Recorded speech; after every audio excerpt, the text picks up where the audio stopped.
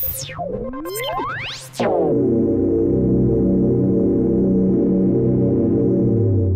is your weekly report on corruption in the Philippine government.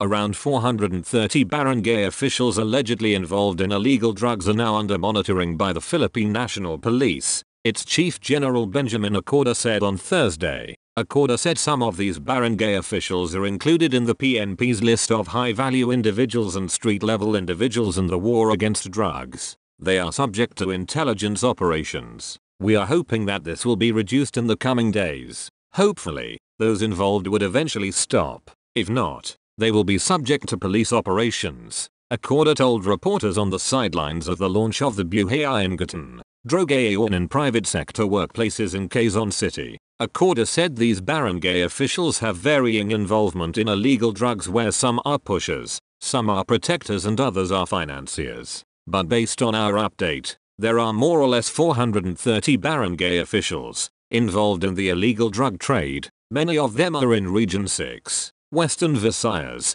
he added. Acorda urged the public not to vote for candidates who are involved in illegal drugs. I want to take this opportunity to appeal to voters not to consider candidates who have involvement in illegal drugs to become our next set of barangay officials, the country's top cop stressed. For his part, Interior Secretary Benjamin Abalos Jr. urged all candidates for the barangay and Sangguniang Kabataan elections to undergo a drug test amid police intelligence reports that there are around 430 barangay officials involved in the illegal drugs activities. Abalos said illegal drugs remain one of the biggest problems in the country and barangay officials should take the lead not only in fighting them but also in leading by example by proving that they are clean. To all those who would run for the barangay elections, we are fighting a war that is a global problem. If you want to run and serve, then undergo a drug test and show to us that you are ready to serve. I am calling out to all candidates, said Abalos.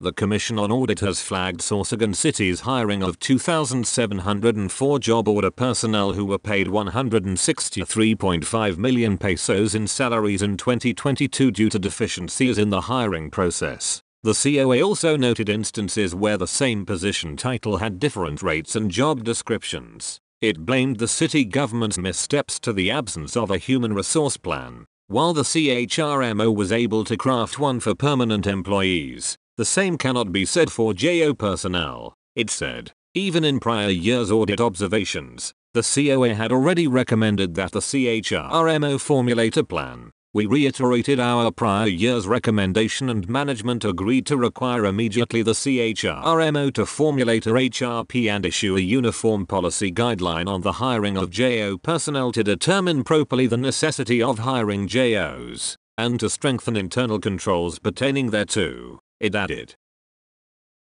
Police arrested a 41-year-old fire volunteer after he yielded suspected shabu with an estimated street value of 23.4 million pesos during a drug sting in Parañaque City at dawn Saturday. Suspect Johnny Romo was arrested during a buy-bust operation along Balambing Street, Phase 3, Olivares Compound, Barangay San Isidro, at 2:50 am. Southern Police District Director, Brigadier General Kirby John Craft, said. Romo yielded 8 plastic sachets containing white crystalline substances suspected to be shabu, 2 medium-sized plastic tea bags sealed with the label Guayan Wang, 1 medium-sized transparent plastic sachet, a genuine 1,000 peso bill on top of 139 pieces of buy-bus money, blue green eco bag, a brown envelope, and a weighing scale. The seized illegal drugs have an estimated combined weight of 3,450 grams, with the standard drug price amounting to 23,460,000 pesos. The confiscated illegal drug items have been turned over to the SPD Forensic Unit for quantitative and qualitative analysis. Kraft said drug charges would be filed against the suspect who is currently detained at the Parañaque City Police Station.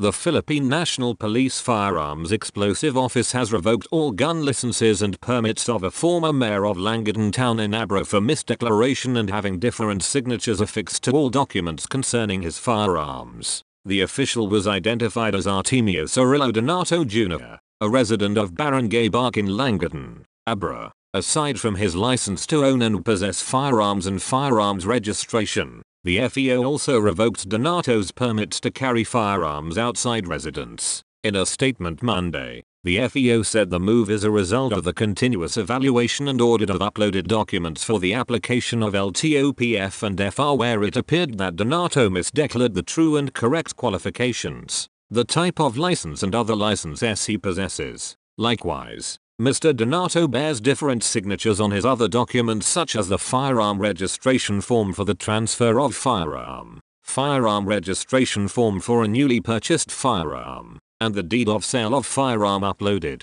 This only showed that the application forms and deed of sale are void, and there are misrepresentations, misdeclarations, falsity committed. Thus he has not completed the standards and requisites for issuance and obtaining an LTOPF to allow him to acquire firearms and ammunition, the order read. FEO records also showed that Donato has 15 assorted firearms registered in his name. The FEO also directed the former mayor to surrender all registered firearms under his name to the Regional Security Unit Cordillera. In this regard, you are directed to coordinate with RSCUCOR or the nearest police station in your address to process the turnover and documentation of 15 firearms in your possession within 48 hours upon receipt of this notice, the PNP-FEO said. It added failure to comply would prompt the police force to take the next necessary step for confiscation of the firearms in Donato's possession.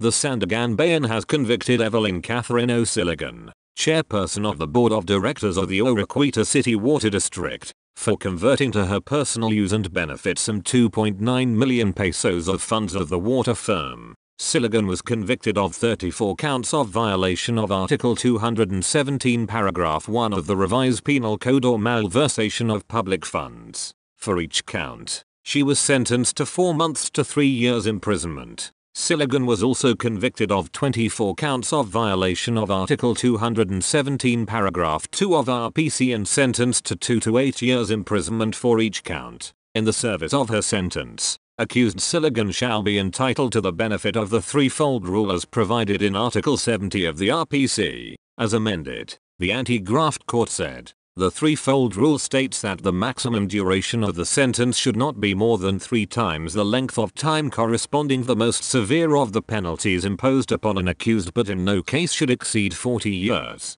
Silligan was also imposed perpetual disqualification from holding public office and was ordered to pay a fine 2,924,769 pesos, the amount of the funds malversed. She shall further pay the OCWD the same amount plus interest of 6% per annum, to be reckoned from the date of finality of this decision until full payment, by way of her civil liability, the court added.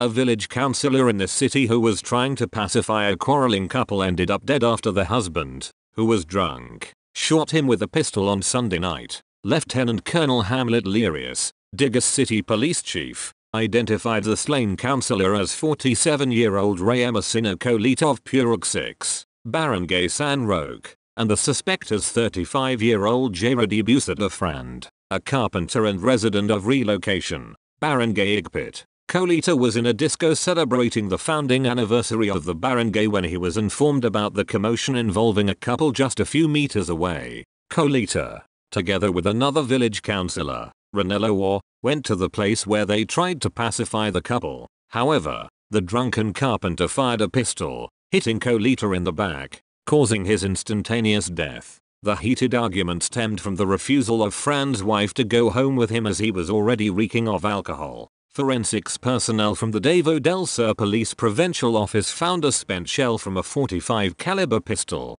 Diggers police have launched a pursuit operation to arrest Fran, who fled after shooting the village councillor.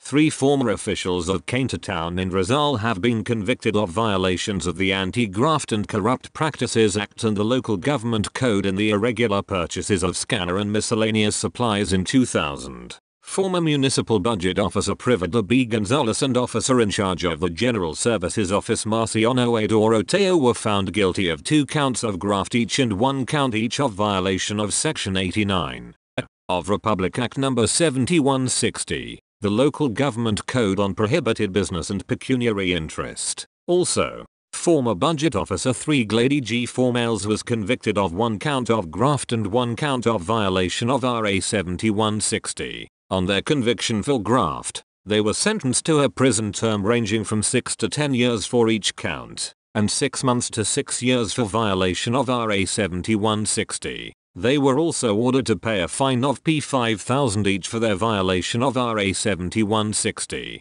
For their graft conviction, Gonzalez and Doroteo were held ordered to jointly pay the government 502,700 pesos. 2 lieutenant colonels have a lot of explaining to do after they were tagged by relieved Philippine National Police Drug Enforcement Group Chief Brigadier General Narciso Domingo as among the main players in the alleged cover-up surrounding the seizure of 990 kilos of methamphetamine hydrochloride or shabu.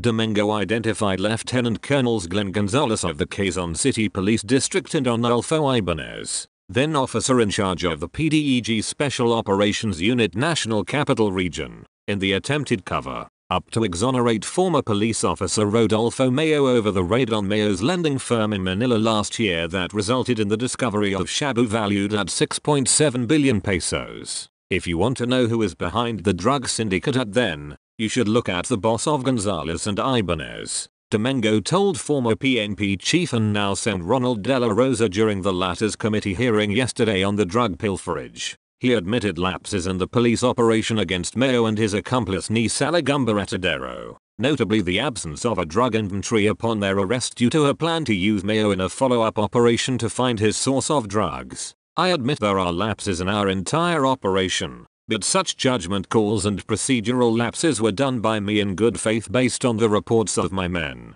Domingo said. He pointed to Ibanez as Mayo's superior and the one who signed a spot report that included Mayo as an arresting officer in a separate drug bust so that the latter could lead operatives to another alleged drug warehouse. But former PNP chief Rodolfo Azurin later cancelled the plan to use Mayo in the follow-up operation and ordered the filing of charges against him instead, Domingo said. Azurin had Mayo secured instead supposedly because Ibanez might clean up his mess and kill Mayo. As for Gonzalez, he intervened in the operation despite being assigned to the Quezon City Police and arrived at the crime scene supposedly to get a reward for his informant, who allegedly tipped off police, according to Domingo. Ibanez and Gonzalez have a lot of explaining to do, De La Rosa later said of the two in a press briefing after the hearing. Questions surrounding this shabu haul revolve around the two, aside from Mayo.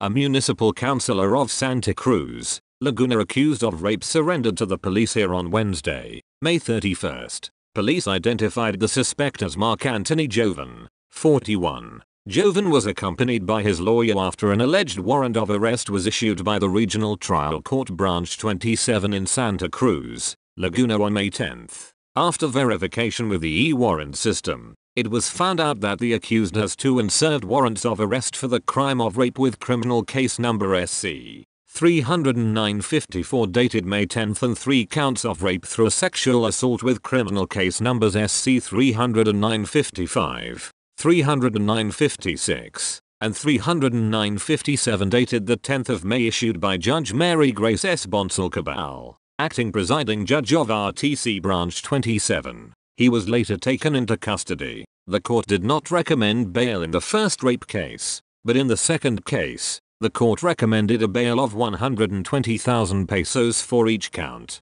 Joven is detained at the custodial facility of the Pila Municipal Police Station. That's all for this week. I'll see you next week with more stories of corruption and foolishness within the Philippine government.